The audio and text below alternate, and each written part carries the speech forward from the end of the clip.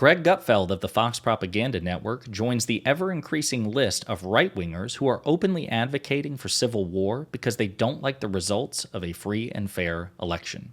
But before we unpack all that, if you haven't yet, please hit that like, subscribe, and the alert bell. Maybe check out my Patreon.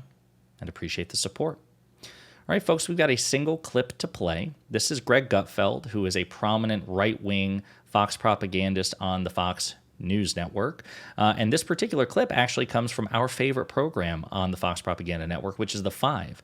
Sadly, Jessica Tarlov is not there to beat some proverbial sense into her four right-wing co-hosts.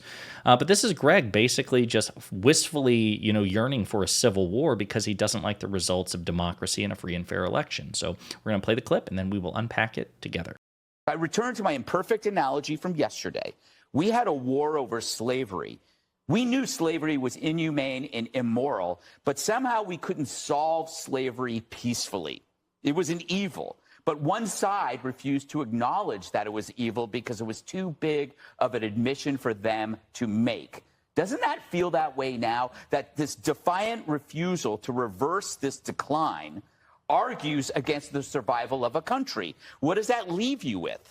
It leaves you with you need to make war to bring peace because you have a side that cannot change because then that means an admission that their beliefs have been corrupt all the time. So in a way, you have to force them to surrender. Or we could make love, not war. I tried that once. Or we have an election. I had to go to a doctor. Right. Elections. Yeah. No, elections don't work. We know that.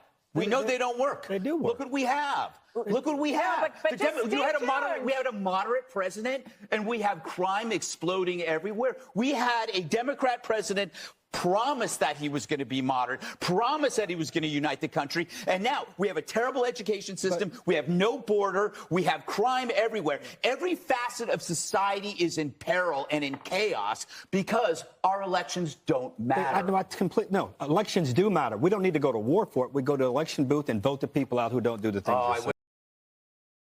Okay, so that was a lot.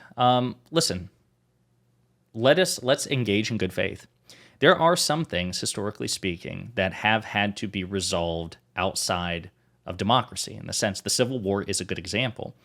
After President Lincoln was elected, the South attempted to secede. They attacked Fort Sumter because they understood that slavery was on its way out if democracy had its way. It was also long overdue in the first place.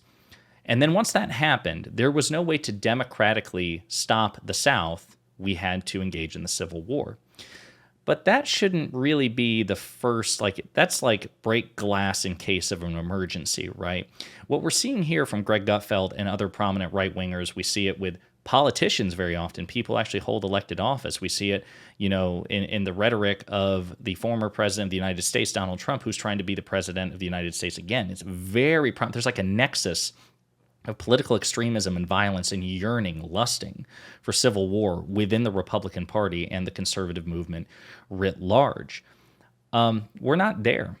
I mean, that's not the results of a free and fair election should not be the basis by which you cause a civil war. What's funny is, he cites the example of the American Civil War, but again, it was conservatives in the South, it was right-wingers in the South who wanted to own slaves that triggered the Civil War because they weren't, happy with the results of a free and fair election. So the irony is that by invoking in that example, Greg Gutfeld doesn't realize, but in this case, he is actually imitating the rhetoric of the nascent Confederacy. It was future Confederates who were advocating for civil war and the need for perhaps secession and civil war if the election didn't go their way, which of course it didn't, which led to the Civil War. They lost the Civil War and so on and so forth.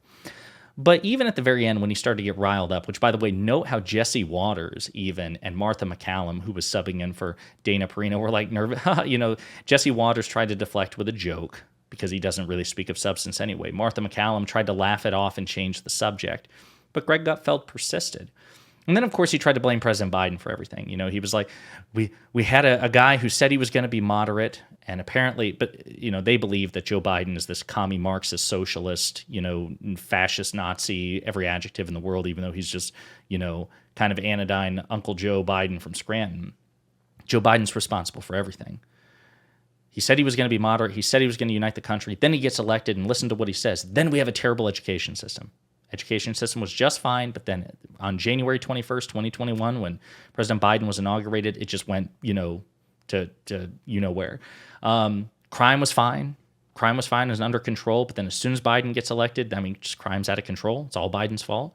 We don't have a border anymore, he says, even though border policies, border manpower, border funding are virtually identical. As a matter of fact, just because, they tend to increase a little bit over time, there's more manpower and more resources, and increased funding for the border. There's more contacts at the border in terms of law enforcement at the border is actually engaging with illegal crossings. So the facts clearly contradict him, but he doesn't care. What this comes down to is the fact that he doesn't like the results of the 2020 election. He probably didn't even like the results of the 2022 election because the red wave didn't manifest. Believe them when they tell you this, folks. And also imagine there again, I think a good litmus test for whether or not you would find something acceptable is if you put the shoe on the other foot, right? So that's something I try to do. I encourage others to do it as well. Okay. Do I support Democrats doing this? Well, would I support a Republican doing it for the same reason? Right. And then that factors into, so that plays a huge determination as to whether or not I find a thing acceptable. So imagine how Fox News would react if somebody on MSNBC was advocating for civil war after Donald Trump was elected in 2017, or God forbid if he's elected again in 2024. They would be apoplectic.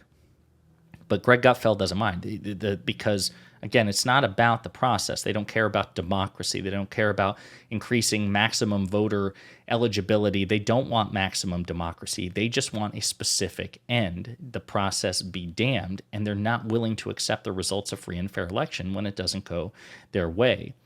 And so anyway, we're going to have to throw Greg Gutfeld on the ever-increasing list of deranged right-wingers who are openly advocating for civil war because they're not confident that they can win over the hearts and minds of a majority of Americans. So anyway, food for thought. I have no doubt that we will see further deranged commentary from Fox News down the road. And this is what happens when Jessica Tarlov isn't, she misses an episode for whatever reason. This is what happens. She's not there to keep them in check, our queen. But anyway, we'll check back with Fox News, I'm sure, in the near future and listen to more anti-democratic authoritarian screeds.